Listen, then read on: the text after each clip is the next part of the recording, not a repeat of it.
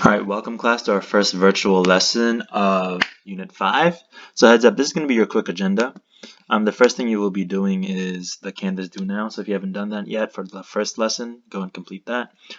Then we're going to get into the notes, which is what we're going to do now. Because I can't give you Cornell notes, go and grab a scrap sheet of paper and a pencil. Afterwards, you'll do the seek and find assignment. Hopefully, I've been already getting a lot of questions on how to do it, so hopefully this PowerPoint will help. If you're still having trouble, I will have office hours after spring break going from 9 to 11 and one from 12 to 2. Okay? So moving forward. First thing you gotta get done is go ahead and get ready to answer these questions on the discussion post. This is what we're going to do for our summary. So why do cells reproduce? There are going to be 3 reasons. What are the three phases of interphase? And number 3, what is the correct order of cell division stages? So which one happens first and which one happens last? So let's get this going. First thing is, who in this room has reproduced? Let's think about what the word reproduction means, right? Because the first thing that probably popped in your head was who has had a baby. As reproduction is going to be meaning the creation of new life. But what if I tell you everybody in this room has reproduced? You're actually reproducing right now. So the first thing is you got to think about creation of life, right? What is our smallest living thing? If you think about it, it is a cell, right? So if you are able to make new cells, then you are actually reproducing. Maybe it's not the reproduction that you know where you create a baby, but it's a different form of reproduction. And we're actually going to learn about those types later. Now, focusing on cell reproduction, why do cells reproduce, right? That's our first essential question. Now, that's 3 reasons. 1, to make more cells, you got to grow, right? We talked about it's not that people have bigger cells, they just have more cells. Next is to repair and replace cells. So when something is broken, they're going to repair and replace them. And third, to maintain a workable volume to surface area ratio. Now, that sounds confusing, but all that means is to remain small. Okay, so first thing, to make more cells, focusing on that, again, we don't have bigger cells than other people, we just have more cells. So to larger organisms are going to have more cells. That's how we grow, by our cells dividing. If you think about it, Dwayne "The Rock" Johnson, right? Very big man. Now, it's not that just his muscle cells are bigger, he just has more muscle cells than us. So everybody has the same ability to get as big as Dwayne "The Rock" Johnson if you make more muscle cells. Second, though, think about your favorite NBA player. He's tall, but that's not because he has bigger bones. So bigger bone cells, it's because he has more bone cells. Unfortunately, that's not something we're able to keep dividing, so you're kind of stuck at your height. Second, let's go back to this. Repair and replace cells, right? So everybody's had a cut or a wound before, and you've seen it get literally from a gash, right? It turns red and is bleeding, but if you look at it a couple days later, you'll see it gets small, it gets pink. That's because your skin cells are making more skin cells, reproducing, so that it comes to close. Now, finally, why do cells divide? To maintain a workable volume to surface area ratio. All that means is they want to stay small. Let's think about this. There are a lot of things in the cells that needs to be moved around, and if the cell is too big, it might not get there in time, and the cell might die because it took too long, right? So think about active transport, right? It needs to move things into the cell to make sure that, we can get the sugars, the protein, anything that we need to keep the cell running.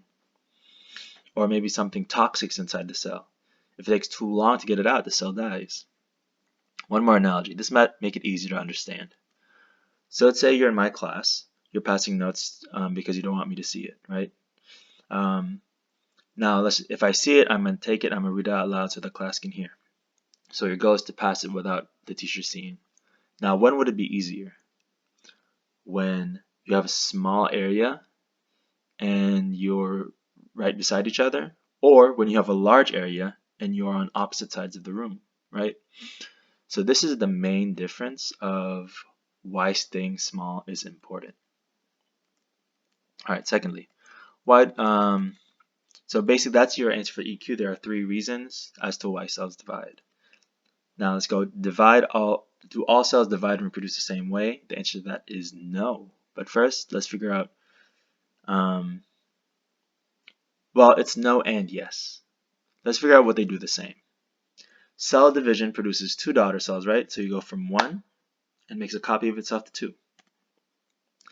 And all the DNA is copied for the daughter cells to have. So that means if they have the exact same DNA, they are identical. Now here's the main difference. Again, pro means no nucleus. Pro means no membrane-bound organelles. Eukaryote, U means they do have a nucleus and do have membrane-bound organelles. Now knowing that, which one do you think is going to take longer to copy? The one that has more things inside it, right? Eukaryotes. So prokaryotes can divide very quickly compared to eukaryotes, and this actually is going to play a big part in terms of disease, right? We'll try to blend this all in on how this affects coronavirus, COVID-19, all together later, okay? Now, 2 types of reproduction. We have sexual reproduction. That's the one you know of, you are aware of, right? It's when a male and a female have sex, the sperm and the egg meet, and they have a baby. Asexual reproduction is the new topic we're going to be learning for the next 2 lessons.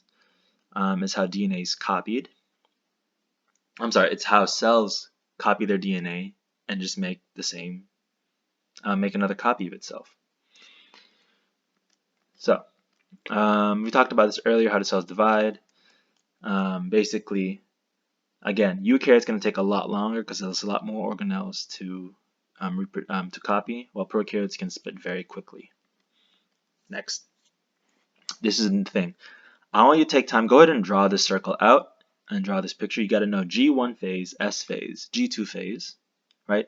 G1, S, and G2. Notice that takes up most of the circle, and these are part of something called interphase. Next, you have prophase, metaphase, anaphase, telophase. PMAT, that is a part of something called mitosis. And finally, you have cytokinesis, which is going to be part of cell division, the last step. All right, so let's focus on interphase first. Interphase spends 90% of its life. The cell spends 90% of its life in the interphase, as you can tell. The reason why is because G1, S, and G2 is where the cell just grows and gets bigger, right? You spend most of your life growing and getting bigger.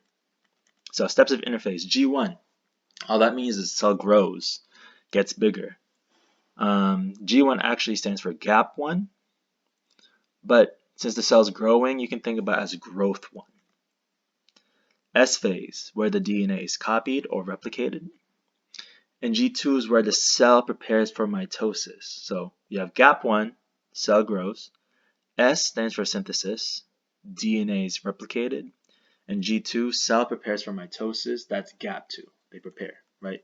Grow, copy, prepare.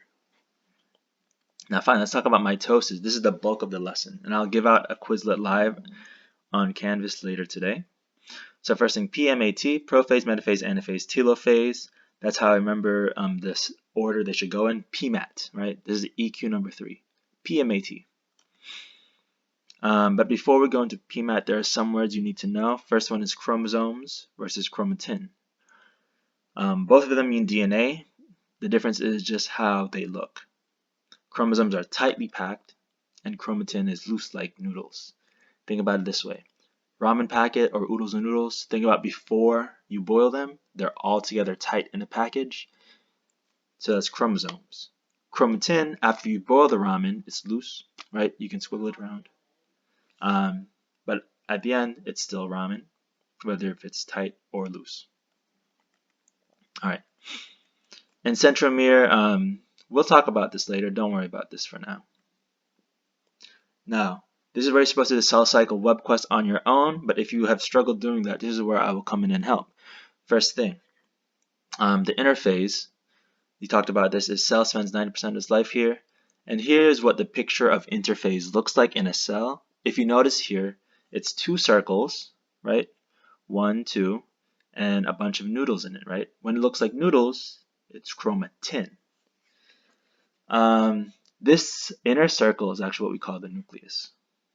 Now, that's the first step. Next, we have prophase, where the X's start to appear, right? Now we go from noodles to tightly packed. So those are chromosomes.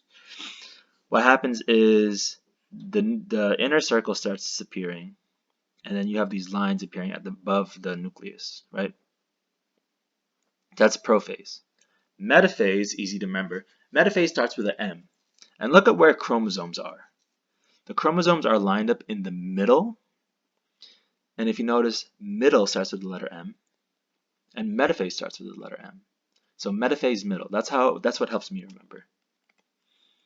Second, you have the third step, you have the anaphase. Anaphase, again, starts with the letter A. And if you notice in the cell, the chromosomes are being pulled apart by the centriole spindle fibers. So, metaphase in the middle, anaphase apart. That's how I remember. Now we have telophase, step 4 in mitosis. So this is when the cell almost splits up, but not all the way yet, right? Because there's one more final step after this. If you notice here, the circles, oops, sorry about that. The circles are starting to reappear, and the DNA, the cell is almost split up, right? They're identical because they have the same DNA now. And now let's go to our final step where they've officially split up, called cytokinesis. This is the final phase in cell division. The cytoplasm separates and the cells go to opposite poles. So that is the main difference. Now, real quick, let's talk about the difference in cytokinesis in plant cells versus animal cells, right? We know plant cells and animal cells have different things. Here's another difference they have. Animal cells, when they do cytokinesis, they have a cleavage furrow, where it kind of pinches. While a plant cell, since it has a cell wall, it can't pinch. So instead, it just makes up another wall called a cell plate. And that's how they end up dividing. So that brings us to the end of our lesson. Hopefully this was helpful to help you complete your cell cycle and mitosis worksheets. Let me know if you have more questions and I will give you feedback. Thank you. Have a great day. I will see y'all and please stay safe.